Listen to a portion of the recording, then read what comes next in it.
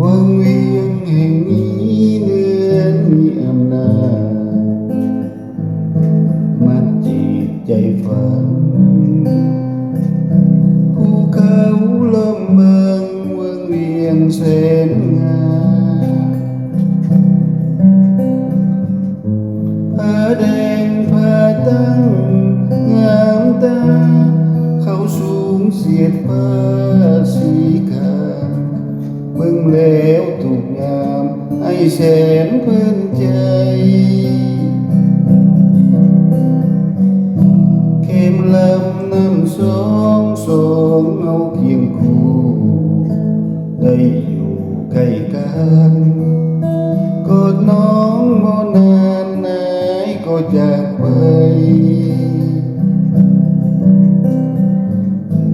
ลาน้องไปสู่แนวโลกเพื่อลบศัตรูแดนไกลให้สมเป็นสายเสือคนลาวอีกโดนปานใดให้จะกลับมาไปแล้วโมเมนต์นี้นะจะกลับมาอยู่คู่น้องสาวบ่ลืมอ่อนช้อนทำนอนเคยไปชมเงาแม่นว่าอยู่ไกลน้องสาวสาวเจ้าเสื่อใจเถิดนะไกลเพียงแต่ตัวหัวใจอยู่ไกลอะไรเจ้าหลายถ้าอายบ่ตายน้องคงตามมาสาวเอ๋ยโอ้สาววางเวียง